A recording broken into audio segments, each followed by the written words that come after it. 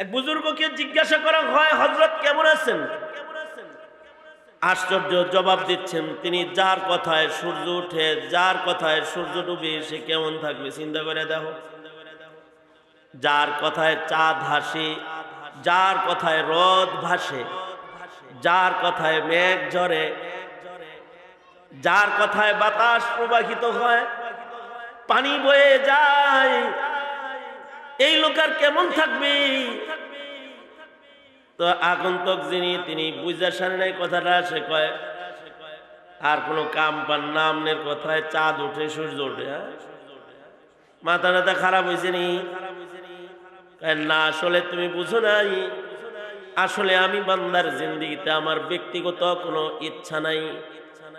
আমার ইচ্ছাটাকে আমি আমার রবের ইচ্ছার দ্বারায় পরিবর্তন করে ফেলেছি। তাই যখন সূর্য উঠে আমার আল্লাহর ইচ্ছায়, সেটাও কেমন যেন আমার ইচ্ছায় উঠতেছে। যখন ঝড় হয় আল্লাহর ইচ্ছায়, সেটাও যেন আমার ইচ্ছায় চলতেছে। এ কারণে এই বুজুর্গরা আল্লাহ পাকের নিজামের উল্টাও দাঁড়াইতে ভয় করতেন। শাহে দৌলা নামক বুজুর্গ, ওনাকে নদী ভাঙ্গন ঠেকাইতে গাঙ্গের পানির পারে নিয়ে দাঁড় করাইছে। দোয়া করেন হযরত নদী যেন ভেঙে না যায়। উনি বলে দোয়া করতে তো কোদাল লাগবে, কোদাল, মাটি কাটার কোদাল, দোয়া করতে কোদাল আনলে উনি মাটি কেটে কেটে নদীর ভেতরে ফেলতেছে। লোকেরা চিৎকার করে বলে, আল্লাহ আপনারে দিয়া নদী ভাঙ্গন ঠেকাইতে আপনি উল্টা নদীর পানিতে পার কেটে কেটে ফেলছেন। শাহে দৌলা বলে, যে ধার মৌলা ওধার শাহে দৌলা। আল্লাহ যেই দিকে আমি ওই দিকে, আমার রবের ইচ্ছা যেটা, আমার ইচ্ছা সেটা।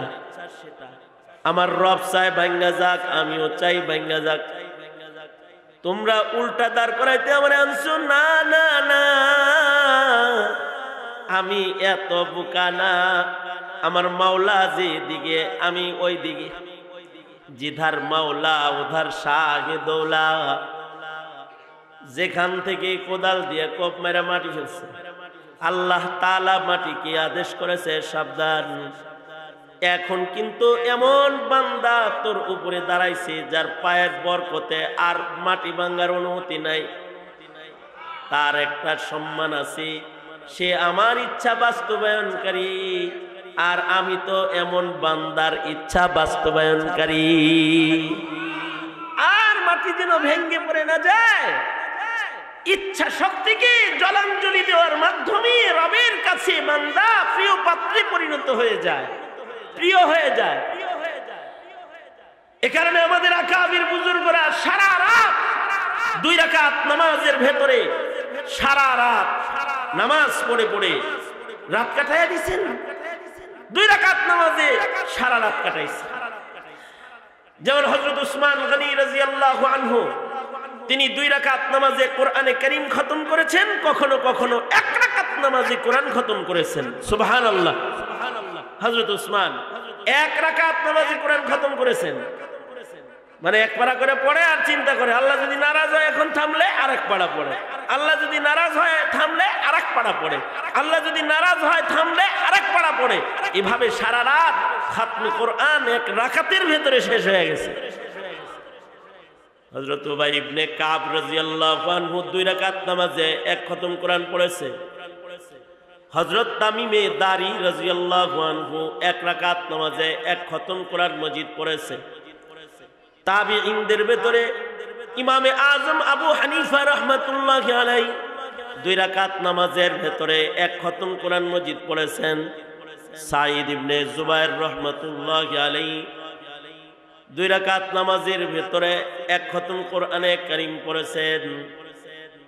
2 রাকাত নামাজও শেষ হয়েছে, 1 রাকাত নামাজ শেষ হয়েছে তো কোরআন মজিদ খতম হয়ে গেছে। ইমামে আজম আবু হানিফা রাহমাতুল্লাহি আলাইহি একদিন সালাতুল ইশা আদায়ের জন্য মসজিদে এসেছেন। ইমাম সাহেব নামাজের ভেতরে সূরা জিলজাল তিলাওয়াত করতেছে। ফামান ইয়ামাল মিসকালা যাররাতিন খায়রান ইয়ারাহ ওয়া মান ইয়ামাল মিসকালা যাররাতিন শাররান ইয়ারাহ। ছোট্ট একটা ভালো কাজ করলে এটা আমার, ছোট্ট একটা জাররা গুনাহ করলে এটাও থাকবে।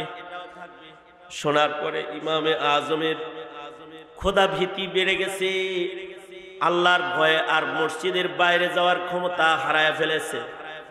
এশার নামাজ পড়ে মসজিদের ভিতরেই মুসল্লা দিয়ে দাঁড়ায় গেছেন, নফল নামাজ শুরু করেছেন।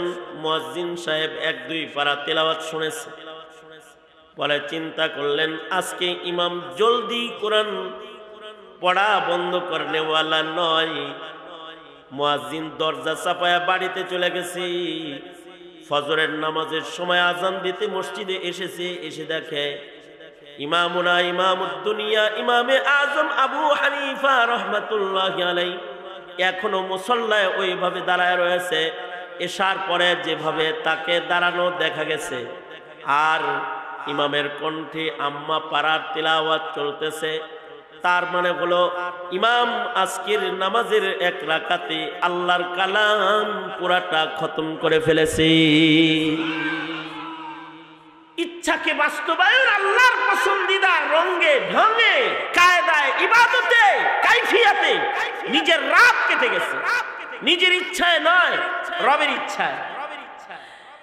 এই শক্তি আল্লাহ তাআলা বনি আদমকে দান করছেন, যে ইচ্ছা বাস্তবায়ন করতে পারে, ইচ্ছা প্রকাশ করতে পারে। মানুষ তো এমন অবাধ্য, এমন জাহেল, এমন মূর্খ যে সে ইচ্ছা বাস্তবায়ন করার অধিকার দিছে দেখা সে রবের ইচ্ছাকে বৃদ্ধাঙ্গুলি প্রদর্শন করে ফেলায়। এমনকি দ্বীনের অনুশীলন অনুকরণের কথা বললেও সে তার অভিমত ব্যক্ত করে কিভাবে? ধর্ম যার যার, উৎসব সবার, ধর্ম যার যার, এটা দিলের বিষয়। আবার বলে লা ইকরাহা ফিদ্দীন, দিন নিয়ে কোনো জবরদস্তি নাই। দিন এটা ঐচ্ছিক বিষয়, মানলে মানব, না মানলে না মানব। নিজের ইচ্ছা এটাকে শরীয়ত বানায়, কোরআনের আয়াত দিয়ে দলিল বানায় বেশ করে হালাইছে। কিন্তু সে যে দিন নিয়ে বাড়াবাড়ি নাই, দিনের ব্যাপারে বাধ্যবাধকতা নাই, জবরদস্তি নাই, এটা কোরআনের আয়াত দিয়ে দলিল পেশ করলো, নিজের ইচ্ছায় পেশ করছে। কিন্তু আল্লাহর ইচ্ছাকে দিনের বেলায় সে তালাশ করেন।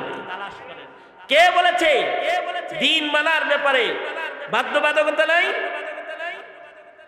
কে বলেছে জবরদস্তি নাই? জবরদস্তি আছে দিন মানার ব্যাপারে। যদি কেউ চুরি করে হাত কেটে দেওয়া হবে, যদি কেউ জেনা করে তাকে সঙ্গে সার করা হবে, যদি কেউ শরাব পান করে দুর্রা মারা হবে। জবরদস্তি আছে। হ্যাঁ, তখন জবরদস্তি যখন সে দ্বীনের সৈনিক হিসেবে, মুসলিম হিসেবে দাবি করবে। হ্যাঁ, দিন কালেমা পড়ার ব্যাপারে, দিন মানার ব্যাপারে কাফেরদের উপরে জবরদস্তি নাই। যে মুসলিম হয় নাই তাকে জোর করে নামাজ পড়ানোর দরকার নাই। কিন্তু মুসলিম সমাজে নামাজ পড়ে না, তো আইন কায়েম করো। যারা বেনামাজিও করে জেলখানায় পাঠায় দাও, বন্দিশালায় পাঠায় দাও। এমনকি যারা মুসলিম দাবি করে ইবাদত বন্দিগি বর্জন করবে, ইমাম আইম্মায়ে মুজতাহিদিন তো বলে তার গর্দান কেটে দাও, গলা কেটে দাও। আল্লাহর বিধানকে বৃদ্ধাঙ্গুলি প্রদর্শন করে গর্দান কেটে দাও। এত বাধ্যবাধকতা আছে। হ্যাঁ, বাধ্যবাধকতা তার নাই যার মুখে কালিমাই নাই। যার মুখে কি নাই? জোরে আওয়াজ করে বলেন, যার মুখে কি নাই? কালিমাই নাই, সে মুসলমানই না। তুই দাবি করবি তুই মুসলিম, মরার পরে কাফন পরার দাবিদার, মৃত্যুর পরে মুসলমানের গুরুস্থানে দাফন হওয়ার দাবিদার, মুসলিম পরিচয়ে গুরুস্থানে যাওয়ার দাবিদার, আর মুসলিম হিসেবে আল্লাহর আদালতে দাঁড়ানোর আশাও তুমি করো, তাহলে তোমার দ্বীনের ব্যাপারে বাধ্যবাধকতা রয়েছে, জবরদস্তি রয়েছে। তুমি যদি দ্বীন না মানো তো শরিয়া, হুকুমতে শরিয়া তোমাকে গর্দানে ধরে তোমাকে মুসলমান বানায় ছাড়বে। এটা দ্বীনের অধিকার, জবরদস্তি রয়েছে। বলবেন বিষয়টা কেমন? বিষয়টা হলো এমন, আমার মাদ্রাসায় একটা ছেলে ভর্তি হয় নাই, সে এইখানে বসে দুষ্টামি করতেছে, তাকে আমার শাসন করার অধিকার নাই। কিন্তু সে যখন আমার মাদ্রাসার ছাত্র, আমার মাদ্রাসার গেটে দাঁড়িয়ে দুষ্টামি, আমার তাকে এবার শাসন করার অধিকার আছে। সে আমার মাদ্রাসার ভর্তি হওয়া একজন শাগরেদ হিসেবে, আমি উস্তাদ হিসেবে আমার অধিকার রয়েছে তাকে মাদ্রাসায় এনে শাসন করার, তাকে ধমকি দেওয়ার, তাকে শাস্তি প্রয়োগ করার অধিকার রয়েছে।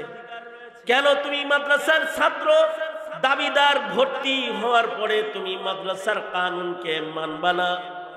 ঠিক তেমন মুসলিম হিসাবে জন্মগ্রহণ করবা, মুসলিম পরিচয় থাকবা, ইসলাম তোমার ধর্ম এটা মুখে বলবা, মুসলমানদের গুরুস্থানে জান্নাতে শোয়ার কল্পনা রাখবা, হাসরের মাঠে জান্নাত পাওয়ার আশা কামনাও তুমি লালন পালন করবা, ইসলাম মানবা না।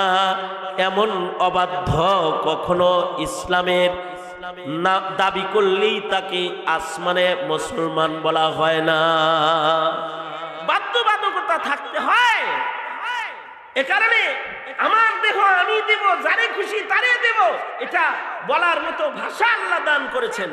কিন্তু নিজের দেহকে যত্রতত্র প্রদর্শনের অধিকার কোন মুসলিম রমণীকে, কোন মুসলিম পুরুষকে আল্লাহ তাআলা দেন নাই। আল্লাহর একটা ইচ্ছা আছে, সেই ইচ্ছাকে সে বাস্তবায়ন করে যাবে মৃত্যু পর্যন্ত, সেই ইচ্ছা বাস্তবায়ন করবে। আল্লাহর ইচ্ছা যে বাস্তবায়ন করবে একটা মানুষ, এই ইচ্ছা বাস্তবায়ন করবে কি দিয়া, কোন শক্তির বলে রবের ইচ্ছাকে বাস্তবায়ন করে নিজের ইচ্ছাকে জলাঞ্জলি দিবে? কোন শক্তি দিয়া? রবের ইচ্ছাকে বাস্তবায়ন করার জন্য, নিজের ইচ্ছাকে জলাঞ্জলি দেওয়ার জন্য যে মহাশক্তির অর্জন করতে হয়, সেটা অস্ত্রের শক্তি না, দেহের শক্তি না, সেটা হলো খাউফ ও খাশিয়াতে খোদাবন্দির শক্তি, তাকওয়ার শক্তি। এইটা যদি কারোর ভেতরে এসে যায়, তখন রবের জন্য জান দিতেও সে প্রস্তুত হয়ে যায়। সময় না, শুধু জীবন দিতে সে প্রস্তুত হয়ে যায়। আর আল্লাহর ভয় যদি ঢুইকা যায়, তখন আর তার দ্বারায় নফসের গোলামি হয় না, তাগুতের গোলামি হয় না, মাখলুকাতের গোলামি হয় না। রবের বিরোধিতা করে মাখলুকাতের ইত্তিবা তার করা সম্ভব হয় না। তখন সে খালিস মুমিনে রূপান্তরিত হয়, যখন তার হৃদয়ে আল্লাহ ভীতি, খোদা ভীতি, সে বান্দা হিসেবে খোদা ভীরু বান্দা যখন হয়ে যায়, আল্লাহ ভীরু বান্দা হয়ে গেছে। এবার আর সে নফসের অনুসরণ করে না, শয়তানের অনুসরণও করে না, ভারতের অনুসরণও করে না, আমেরিকার অনুসরণও করে না, চায়নার অনুসরণও করে না, পশ্চিমার অনুসরণও করে না।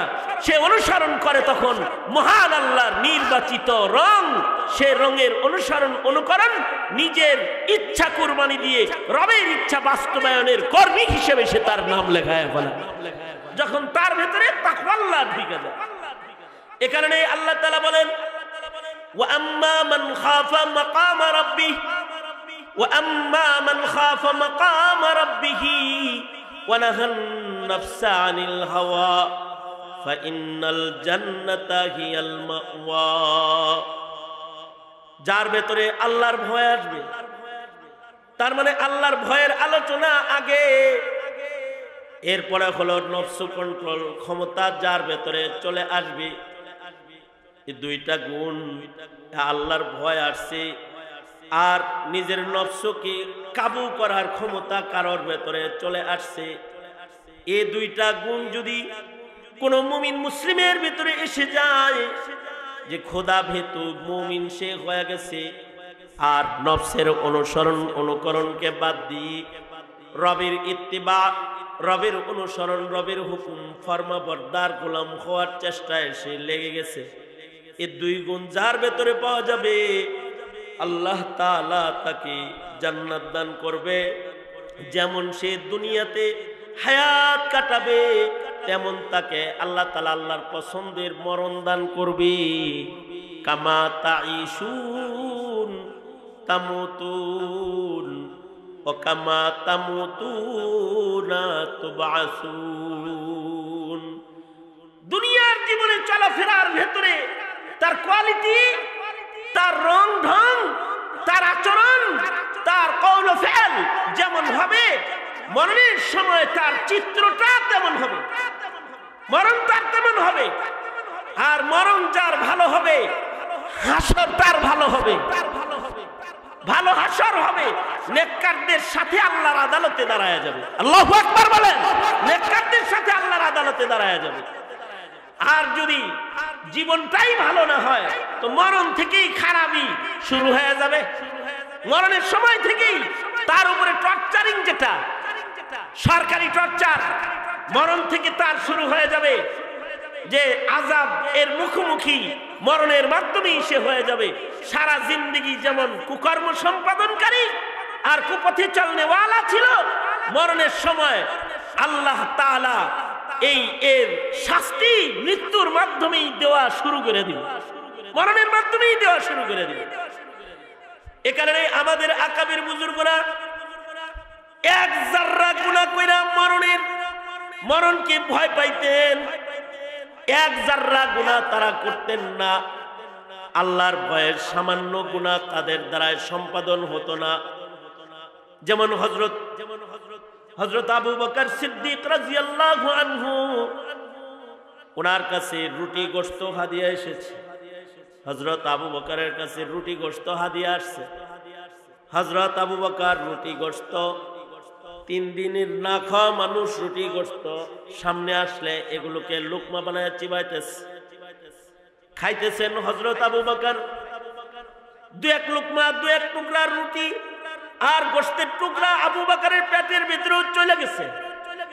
হযরত আবু বকর এবার বলতেছেন, খাইতেছেন আর গোলামের সাথে গল্প করতেছেন, কিরে গোলাম, এই রুটি গোশত এত সুন্দর খাবার তরবারি রান্না হয়েছে বুঝি? গোলাম বলে, কি ঝড়ে বক মরছে, ফকিরের কারামতি বাড়ছে। মানে কথাটা আর কি অনেকটা এরকম যে ঝড়ে বক মরছে, ফকিরের কারামতি বাড়ছে। এগুলো আমার ঘরে রান্না টান্না হয় নাই আমিরুল মুমিনিন। আমি জাহিলিয়াতে 1 লোককে চিকিৎসা করছিলাম, রুকিয়া করছিলাম, ছু দিছিলাম। ছু দেয় না, দেয় না, এই ছু দিছিলাম। এই আমার এই ছুতে আর ফুতে জাহিলিয়াতে ফু দিছি। সিরাজগঞ্জে গেছি এক প্রোগ্রামে, ওই প্রোগ্রামে আমার দোস্ত আব্দুর রাজ্জাক সাহেব গেছেন, একই সাথে উনি বয়ান করছেন, আমি বসে রয়েছি। ওনার বয়ান যখন চলতেছে তখনকার ঘটনা, এক লোক আইসা কয়, বোতল ধরছে, কয় হুজুর ফু দেন। কি ফু দিমু, কইবেন তো একটা কিছু। কয় না, আপনি দেন, আপনার ফুর পাওয়ার আছে। আমি তো নিজেই জানতাম না যে আমার ফুয়ের এত পাওয়ার। কি পাওয়ার আছে? কয় যে গত বছর দিছিলেন না একখান ফু, ভাস্তির তো 7 বছর বাচ্চা কাচ্চা হয় নাই, ফু দিয়ে গেছিলেন যে আল্লাহ দিলে এখন 7 মাস। এখন যেটা ফু দিবেন এটা হলো ভাগ্নির, হের 9 বছর ধরে বাচ্চা হয় না, দেন ফু। আমি তো কোনো দোয়া কালাম জানি না ভাই, মাপ চাই। কারণ আমার কাছে ছেলে মেয়ে জন্ম হওয়ার মতো কোনো দোয়া নাই। কারণ ছেলে মেয়ে জন্ম হওয়ার দোয়া আল্লাহ শিখাই দিছে, ওইটা পড়তে কনগা। সন্তান দেনেওয়ালা জাত হলেন আল্লাহ, আল্লাহ বাচ্চা দিবেন। কয় যে না, আপনি ফু দিছিলেন যেটা কয়ে হেটা কয়ে দেন। আমি কই, আমি তো সাধারণত এই কথা বলে ফু দেই, মাই কুছ জানতা নেই, তেরে বান্দা মানতা নেই। আল্লাহ, আমি কিছু জানি না, তোর বান্দায় মানে না দেখা ছু। কয় এইটা কয়েই দেন। জ্বরে বক মারে, ফকিরের কারামতি মারে। এই গোলাম বলে আমিরুল মুমিনিন ঝড়ে বক মরে, ফকিরের কারামতি মারে, এরকম একখান বক্তব্য। আমিরুল মুমিনিন, আমি একজন রে ছু বলছিলাম, সে তো ভালো হয়ে গেছে গা। সে গরিব মানুষ, কখনো আমাকে খাবার দাবার খাওয়াইতে পারে নাই, হাদিয়া তোহফা দিতে পারে নাই। আজকে তার বাড়িতে ভালো রান্না হয়েছে, সে তার ঘরের ভালো খাবারটা ওই দিনের কাজের প্রতিদান হিসেবে আমার কাছে নিয়ে আসছে। নেন, মেহেরবানি করে খাবারটা গ্রহণ করেন। আমি গ্রহণ করছি। আমি ভাবলাম আপনি 3 দিনের না খাওয়া, আপনাকে খাওয়াই, তাই আপনার জন্য হাদিয়া এনেছি। আবু বকর তো এই উম্মতের সবচেয়ে বড় মুত্তাকি, নবীদের পরে যার সবচেয়ে বেশি সম্মান তিনি তো হযরত সিদ্দিকে আকবর। হযরত আবু বকর সবচেয়ে বেশি সম্মানী, সবচেয়ে বেশি মুত্তাকি। আবু বকর বলে, এরকম একটা খাবার আমারে দিলা যার সন্দেহযুক্ত।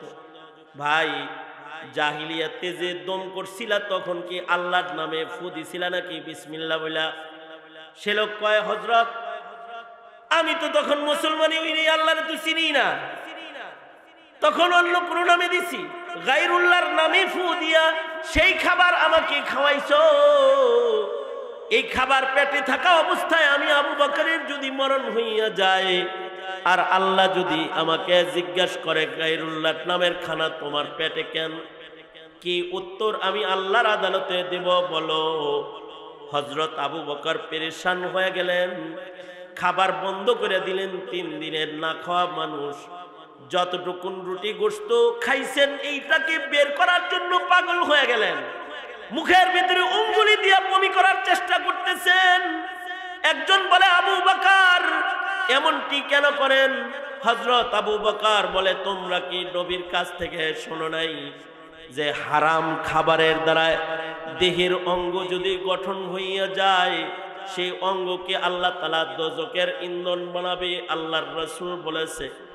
তাই আমি চাই লাত উজ্জা গায়রুল্লাহর নামের খানা যেন আমি আবু বকরের পেটে হজম হয়ে আমার দেহে লাইগা না যায়, তাই এটাকে বের করার জন্য আমি পেরেশান হয়ে গেছি।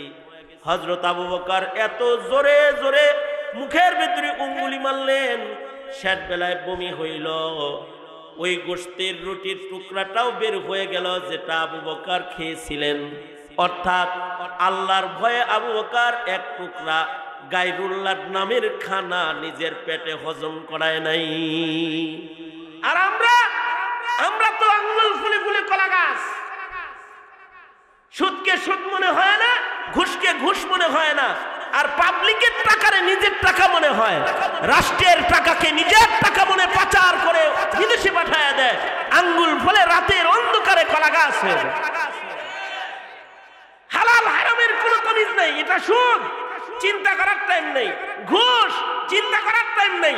এটা রাষ্ট্র সম্পদ, চিন্তা করার টাইম নেই। কেন আমাদের এই হালাত? আমাদের এই হালতের একমাত্র বড় কারণ হলো খাশিয়াতে খোদাবন্দি আমাদের ভেতরে নাই। এ কারণে আমরা পাপাচারকে পাপ মনে করে ওটাকে ছাড়তে পারিনি। মুয়াত্তা ইমাম মালিকের ভিতরে এসেছে হযরত উমরের কাছে দুধ হাদিয়া আসছে। দুধ হযরত উমর পছন্দ করতেন, আল্লাহর পছন্দ। দেখেন না মানুষে আল্লাহ দুধ খাওয়ায় প্রথমে, নবীজিরও পছন্দ, হযরত উমরেরও দুধ পছন্দ। হাদিয়া আসছে আর দুধ হযরত উমর পান করে ফেলেছেন। পরে জিজ্ঞাইতেছেন তোমার এই দুধ কোত্থেকে আসলো? তোমার বাড়ির পালা কোন হাইওয়ানের স্তনের দুধ? আগন্তুক বলে না আমিরুল মুমিনিন, গরিব মানুষ উট ছাগল গরু কোত্থেকে পাবো? এই দুধগুলা বাইতুল মালের দুধ। বাইতুল মালের উট ছাগলের যে দুধগুলো গরিবদেরকে সাদাকা করা হয়, এটা আমাকে সাদাকা করেছে, সেইটা আমার বাড়িতে আসছে। পরে আমি আমনের জন্য নিয়ে আইছি। সে ফতোয়া শুদ্ধ বলতেছে অসুবিধা নাই, অসুবিধা নাই, আমার জন্য সাদাকা, আপনার জন্য হাদিয়া, খায়ালান। হযরত উমর বলেন ফতোয়াও তো ঠিক আছে, কিন্তু এই দুধটাকে লয়ে যদি আমি উমরের মরণ হয়ে যায় আর আল্লাহ যদি আমাকে বলে উমর তোমার খেলাফত শাসন আমলে তোমারই বাইতুল মালের দুধ তোমার পেটে যে দেখা যায়, ওই সময় ব্যাখ্যা দেওয়ার মতো যোগ্যতা এই উমরের আল্লাহর আদালতে দাঁড়ায় ব্যাখ্যা দেওয়ার যোগ্যতা নাই। এ কারণে হযরত উমর নিজের মুখে উঙ্গুলি দিয়া বমি করে পানি পান করে নিজের পেটকে বারবার বমি করে ড্রেসিং করলেন, অর্থাৎ পেটের দুধকে হযরত উমর বের করে ফেললেন। অতটুকুন সন্দেহযুক্ত খাবারও খেলেন না। হাসানাতুল আবরার সাইয়াতুল লিল মুকাররাবিন, সন্দেহযুক্ত না। খাবার তো ওনার জন্য হালাল, কিন্তু ওনার জন্য এটা অপরাধ হতে পারে, এই কারণে উনি পেটের এই দুধটুকুনকেও বের করে ফেললেন। এটা তাকওয়া আল্লাহর কারণেই সম্ভব হয়েছে। তাকওয়া আল্লাহর কারণে গুনাহ বর্জন করা সম্ভব হয়। বান্দা যখন মুত্তাকি হয়ে যায় তখন বান্দার ইবাদত হয়ে যায়। যতক্ষণ পর্যন্ত বান্দা মুত্তাকি না হয় ততক্ষণ পর্যন্ত বান্দার ইবাদতের ভেতরে রিয়া থাইকা যায়। কিন্তু বান্দা যখন মুত্তাকি হয়ে যায়, আল্লাহর মাকামকে বান্দা যখন চিনে ফেলায়, তখন ইবাদত হয়ে যায়। তখন ইবাদতের দ্বারায় সে গর্বিত হয় না, ইবাদতের দ্বারায় কোনো রিয়া তার ভেতরে আসে না। যার তাকওয়ার এর রং যত বেশি হয়, তার মর্যাদা আল্লাহর আদালতে তত বেশি হয়। আল্লাহর মাকাম যে যত বেশি বুঝতে পারে আর আল্লাহকে ভয় করতে পারে, তার মর্যাদার সম্মান তত বেশি হয়ে যায়। যেমন ইমাম জাইনুল আবেদিন রাহমাতুল্লাহি আলাইহি, হযরত হুসাইনের সন্তান ইমাম জাইনুল আবেদিন হজ্জে বাইতুল্লাহতে রওনা করেছেন। হজের সফরে যাইবেন জাইনুল আবেদিন, ইহরামের কাপড় পইরা উটের পিঠে বসছেন আর লাব্বাইক তালবিয়া পড়তেছেন। আশ্চর্য, হজে যাইতেছেন কিন্তু তালবিয়া পড়া অবস্থায়, হজের সফর শুরু করেছেন তালবিয়া পড়া অবস্থায় উনি অজ্ঞান হয়ে গেছেন, বেহুশ হয়ে উটের পিঠ থেকে বালুর ভেতরে নিচে গড়ায় পড়ে গেছেন।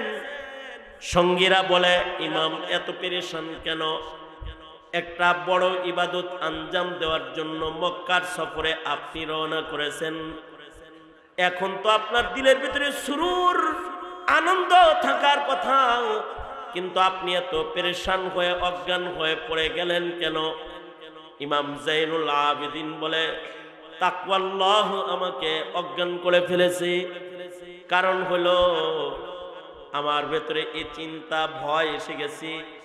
আমি যখন বলতেছি লাব্বাইক আল্লাহুম্মা লাব্বাইক, এই সময় যদি উপর থেকে আল্লাহ আবার বইলা ফেলায় লা লাব্বাইক ওয়ালা সাদাইক, এই ভয়ে আমি অজ্ঞান হয়ে গেছি।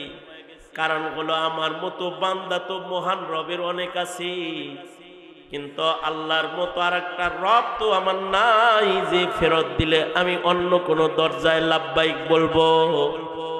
এ কারণে আল্লাহর ভয়ে তাকওয়াল্লাহ আমাকে অজ্ঞান করে ফেলেছি।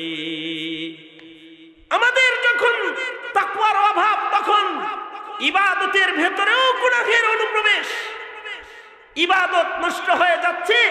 এমনকি মুলতাজমে দাঁড়ায় সেলফি চলছে, ওয়াজ মাহফিলে বসে বসে সেলফি চলছে, অথবা মসজিদে নববীতে রাসূলের রওজায় দাঁড়ায় দাঁড়ায় লাইভ চলছে, সেলফি চলছে। রওজায় আথারের দিকে মনোনিবেশ করে সালাম দেওয়ার মতো যোগ্যতাও আমাদের হচ্ছে না, কারণ তাকওয়া আল্লাহর অভাবের কারণে আমাদের ইবাদতগুলো নষ্ট হচ্ছে, আমাদের ইবাদত হচ্ছে না। জাতির হৃদয়ে যে তাকওয়া আল্লাহর বীজ, এটা কিভাবে প্রবেশ করানো হবে? এর কোনো ঔষধ বড়ি কি মার্কেটে কিনতে পাওয়া যায়? অথবা কোনো গাছে কি এমন ফল ধরে যে ফল খেলে পরে তাকওয়া বেড়ে যায়? না, জাতির হৃদয়ে এই তাকওয়ার বীজ বপন করার জন্য যুগে যুগে নবী রাসূল আল্লাহ তাআলা প্রেরণ করেছেন, যারা জাতির হৃদয়ে তাকওয়ার বীজ বপন করেছেন, তাকওয়া নামক মহাভীতির শক্তির চাষাবাদ করেছেন। আমাদের নবী আলাইহিস সালামের পরে কিয়ামত পর্যন্ত আর কোন নবী রাসূল দুনিয়ায় আসবে না। মিল্লাতের উলামায়ে কেরাম জাতির হৃদয়ের এই তাকওয়ার চাষাবাদ করবে। বাতিলরা জানে যদি জাতি মুত্তাকি হয়ে যায়, তাহলে মুত্তাকিদের বাজারে কাফের, মুশরিক, নাস্তিক, মুরতাদ আর পশ্চিমাদের মার্কেট গরম করা যাবে না, এটা ওরা জানে। এ কারণেই যারা তাকওয়ার মার্কেটকে গরম করবে, যারা তাকওয়ার চাষাবাদকে জাতির হৃদয়ে সেট করবে, তাকওয়াল্লাহ, তারা আজ জেলখানায় বন্দী হয়ে যায়, তাদের হাতে হাতকড়ি পড়ে যায়, তারা নির্ধারিত আইনের আওতার ভেতরে পড়ে যায়। আর যারা জাতির চরিত্র নিয়ে টানাটানি করে, পশ্চিমা আর প্রাচ্যের পাশ্চাত্যের অপশক্তির শেল্টারে তারা আজকে দেশের মরল হয়ে ঘোরাফেরা করতে থাকে, মরলগিরি করতে থাকে। আর যারা তাকওয়ার চাষাবাদ করবে, তারা হয়ে যায় বন্দিশালার খাঁচার বন্দী। এই যে হালাত, এই হালাতকে ঠেকাইতে হবে। যদি ঠেকানো সম্ভব না হয়, তো মুসলমানের বাজার থাকবে, মুসলিম থাকবে না, মসজিদ থাকবে, ইবাদত থাকবে না, খানগাহ থাকবে, কিন্তু সালেকিন থাকবে না। হ্যাঁ, তখন শরাবখানা রমরমা হবে, নাচ গানের রাজত্ব প্রতিষ্ঠা হবে, ওয়াজ নসিহত বন্ধ হবে, আর পাপাচারের আসর প্রবল বেগে তারা ধেয়ে উঠবে, চলে যাবে, উপরে উঠতে থাকবে, প্রতিষ্ঠা পাইতে থাকবে। এই যে হালাত, এইটাকে ঠেকানোর জন্য জাতির হৃদয় চাষাবাদের বিকল্প আর কোন আমল এই মিল্লাতের ভেতরে নাই। সুতরাং এই মিল্লাতের মানুষদের সিনা চাষাবাদ করতে, সিনাকে ইবাদতের উপযোগী করে গড়ে তুলতে মিল্লাতের আলেমদেরকে মেহনত করা অপরিহার্য কর্তব্য, আর জাতিকেও মিল্লাতের আলেমদের কাছে নিজেদেরকে পেশ করা তাদের অপরিহার্য কর্তব্য। আল্লাহ তাআলা আমাদের সবাইকে এই সহি বুঝার তৌফিক দান করেন এবং আমাদের হৃদয়কে তাকওয়ার দৌলত দিয়ে মালামাল করে নিজের খাহেশাত আর নফসানিয়তকে কুরবানি করে আল্লাহর ইচ্ছাকে বাস্তবায়ন করে কদম কদম চলার তৌফিক আমাদের আল্লাহ তাআলা দান করেন, আমিন। হাবিবে কিবরিয়া মুহাম্মদুর রাসূলুল্লাহ সাল্লাল্লাহু আলাইহি ওয়াসাল্লাম মেরাজ থেকে এসে আল্লাহর রাসূল বলেন, কিছু ফেরেশতাকে সেজদার হাইয়াতে দেখেছি, কিছু ফেরেশতাকে রুকুর হালতে দেখেছি, কিছু ফেরেশতাকে কওমা, কিছু ফেরেশতাকে জলসার হালতে সফরে দেখে এসেছি। সৃষ্টির পর থেকে তারা রুকুতেই আছে, সেজদায়ও আছে, কওমায় জলসায় পড়ে আছে। যারা রুকুতে আছে মাথা উঠানোর সুযোগ তাদের নাই, কোনোদিন ইচ্ছাও জাগ্রত হবে না যে একটু মাথা উঠায় দেখি সামনে কি। যারা সেজদায় আছে তারা মাথা তুলবে না, যারা কওমায় আছে তারা সেই হালত থেকে নড়াচড়া পর্যন্ত করবে না। কিয়ামত পর্যন্ত তারা আল্লাহর নির্দেশে এভাবেই থাকবে, সেজদা অবনত অথবা রুকুর হালতে আল্লাহর সামনে তারা পড়ে থাকবে। এই যে নিজস্ব কোনো ইচ্ছে শক্তি, ইখতিয়ার, এটা আল্লাহ তাআলা ফেরেশতাদেরকে দেন নাই। আল্লাহর রাসূল বলেন, মেরাজের সফরে আল্লাহর রাসূল হযরত ইসরাফিলকেও দেখেছেন, এক পা সামনে এক পা পিছনে দিয়ে সিংহাকে মুখে নিয়ে শক্তি গলার কাছে এনে প্রস্তুত হয়ে দাঁড়িয়ে আছে। কখন বলবেন আল্লাহ তাআলা যে বাজাও বিন, বাঁশি বাজায় দাও, আর সিংহায় ইসরাফিল ফু দিবে, বাঁশি বাজাবে। আল্লাহর রাসূল বলেন, এই যে কিয়ামত কত দূর, এর ভেতরে ইসরাফিলের হৃদয়ে কখনো আসবে না যে এমনি তো দাঁড়ায় রইছি, যাই অন্য কাজ করি, অন্য কোনো ইচ্ছা তার জাগ্রত হবে না। আমরা হইলে বললাম না, গাড়ি ছাড়ার টাইম তো অনেক দূরেই আছে, যাই এক কাপ চা খাইয়া আসি, অথবা একটু ঘুরে আসি, পায়চারি করে আসি। কিন্তু ফেরেশতাদের এমন কোনো ইচ্ছা শক্তি, ইখতিয়ার আল্লাহ তাআলা দেন নাই। সূর্য সৃষ্টির পর থেকে যেখান থেকে উদয় হচ্ছে আর যেখানে ডুবে যাচ্ছে, আজও সেখান থেকেই উদয় হয় আর ডুবে যায় আল্লাহর নির্বাচিত জায়গায়, আল্লাহর নির্বাচিত কক্ষপথে ওরা চলতে রয়। কোনদিন নিজের ইচ্ছায় নিজের রুট রাস্তা পরিবর্তন করে নাই। শীতের দিনে যে পথে চলতে বলেছেন সে পথে চলছে, গরমের দিনে যে পথে চলতে বলেছেন সে পথে চলছে। নিজের ইচ্ছায় উদয় অস্তের সময়ে এক সেকেন্ডের কোনো ব্যবধান তারা করে না। নিজস্ব এই ইচ্ছা শক্তি আল্লাহ তাআলা তাদের দেন নাই। জামাদাত, নাবাতাত, যত মাখলুকাত আছে একই হালাত। হ্যাঁ, কিছু হাইওয়ানাতকে ইচ্ছা দিয়েছেন কিন্তু তাদেরকে ইচ্ছা বাস্তবায়ন ক্ষমতা দান করেন নাই, অথবা নিজের ইচ্ছাকে ব্যক্ত করার ভাষা, জবান তাদের আল্লাহ তাআলা দেন নাই। যেমন গরুরও মনে চায় একটু পায়চারি করি, ঘুরি, কিন্তু তার ইচ্ছায় তার পায়চারি করার সুযোগ নাই। তার মনিব যেই খুঁটিতে তাকে বেঁধে রেখেছে এই খুঁটির ভেতরেই তার দিন কেটে যায়। মুরগি যেটা ফার্মের খাঁচায় বন্দি আছে, ওর মনিব সারা বছর ওকে বন্দি করে রাখছে, নিজের ইচ্ছায় সেখান থেকে বের হয়ে এক কদম হাঁটার ক্ষমতা তার নাই। ছাগল তার বাচ্চাকে দুগ্ধ পান করানোর ক্ষমতাও তার নাই। গরুর তার বাচ্চাকে দুধ খাওয়াইতে মনে চায়, কিন্তু বাড়ির মালিক সকল দুধ দহন করে বালতিতে বইড়া হাটে লয়ে যায়। গরু কান্দে তার বাচ্চার দিকে তাকায়, কিন্তু নিজের ইচ্ছায় তার এই ক্ষমতা নাই, তার এই শক্তি নাই যে সে নিজের ইচ্ছায় এক কদম আগাবে, এমন কোনো ক্ষমতা তার নাই।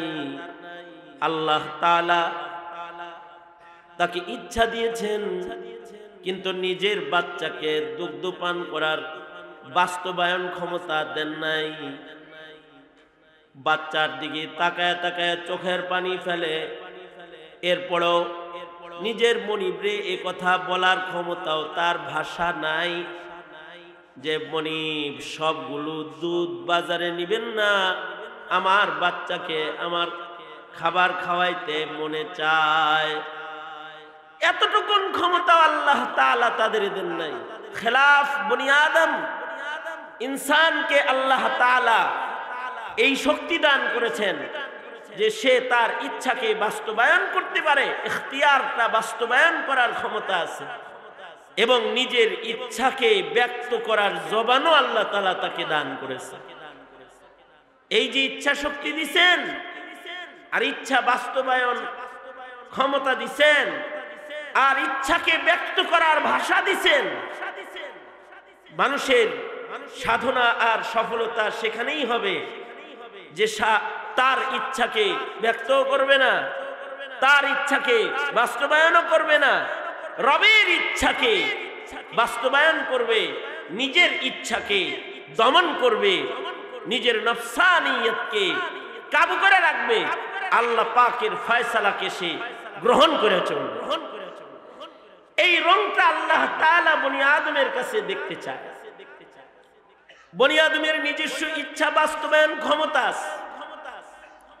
এ কারণে পৃথিবীর মাটিতে এমন মানুষের অস্তিত্ব পাওয়া যায় যারা 40 বছরের ভেতরে রাত্রে ঘুমায় নাই, তাদেরও মনে চাইছে রাতের বেলায় ঘুমাইতে, বিবির কাছে যাইতে। ইমামে আজম আবু হানিফা রহমাতুল্লাহি আলাইহি সুদীর্ঘ 40 বছর পর্যন্ত এশার ওযু দিয়া ফজরের নামাজ আদায় করেছেন। সুবহানাল্লাহ। আগামীকালকে বললেন কত বছর? 40 দিন না, কিন্তু 40টি বছর পর্যন্ত এশার ওযু দিয়া তিনি ফজরের নামাজ আদায় করেছেন। কেন এই 40 বছরের ভেতরে কি ইমাম আজমের ঘুমাইতে মনে চায় নাই? ওনার কি খাহেসাত অন্য কিছু কখনো আসে নাই?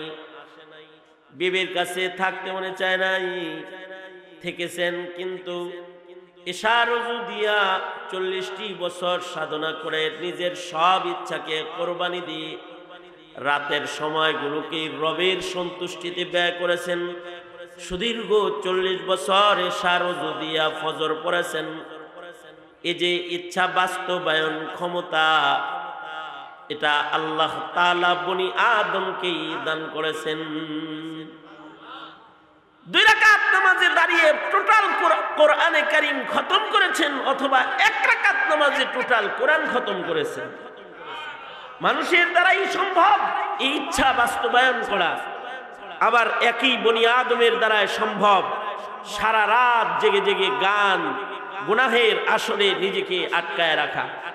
এ কারণে এমন মানুষও পাওয়া যাবে যারা সারা রাত পাপের আসরে কাটায়া দিবে, টিভির ঘরে কাটায়া দিবে, জেনার পরিবেশে আর মদের আসরে কাটায়া দিবে সারা রাত। সারা রাত কি সারা জিন্দেগি মদ খেয়ে ঘুমায়, যে সারাটা জিন্দেগি মদ খেয়ে ঘুমিয়ে যায়, মাতাল হয়ে ঘুমায় রয়, মাতাল অবস্থায় তার রাত কেটে যায়। সারা জিন্দেগি তার ইচ্ছা হয়েছে তাই মদ খেয়ে খেয়ে জিন্দেগি কাটায় দিচ্ছে। এই ইচ্ছা বাস্তবায়ন ক্ষমতা তো আল্লাহ দিচ্ছেন, কিন্তু বান্দা ওই ইচ্ছাকে বাস্তবায়ন করবে যেটায় তার রব রাজি, যেটায় তার রব খুশি। যেমনটি সাহাবায়ে কেরাম করেছেন, যেমনটি তাবেঈন ওলি বুজুর্গ আল্লাহর ইচ্ছাকে জীবনে বাস্তবায়ন করেছেন, নিজের ইচ্ছাকে আল্লাহর ইচ্ছার কাছে বিক্রি করে ফেলছেন।